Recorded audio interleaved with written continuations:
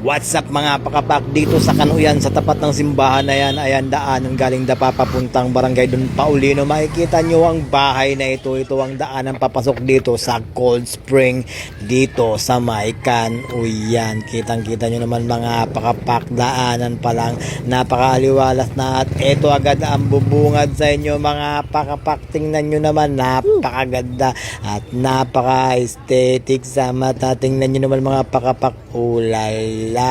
Ito ang cold spring ng Espiso Beach. Ayan, makikita nyo yung karugtong ng dagat pagitan ng bukid. Kaya naman ito ay fresh water at salt water. Kaya naman naghalo ang tubig, matabang. At ito ang makikita nyo mga pakapak sa loob.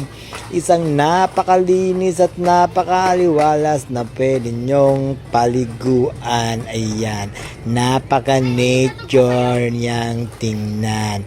Kitang-kita nyo naman mga pakapak, wala kayong malilikitang mga dumi mga pakapak. At syempre, malinis na malinis yan, hindi pwedeng kumain. Bawal ang pagkain mga pakapak, pwede lamang maligo at enjoy mga pakapak. Kaya naman sinulot ko ang araw na to para maligo dito dahil first time ko makapunta dito. Kitang-kita nyo naman, nasa gitna kayo ng kagubatan. What's up mga pakapak, nandito tayo sa Kanuyan Cold Spring. Ayan yun mga pakapak, yung kulay asul na asul kasi ang linaw nito mga pakapak, kaso lang malamig. Karugtong nga pala ito ng dagat at fresh water galing sa bukid. Let's go mga pakapak, Espiso Beach.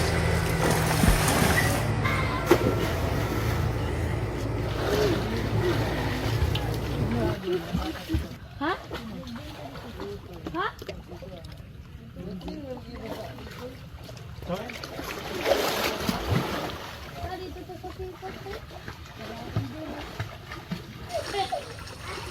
So ayan mga pakapak, tapos na yung aming paliligo kasi sobrang lamig na dahil 5:30 na mga pakapak. At ayan, nilalamig na yung mga pakapak na to mga pakapak.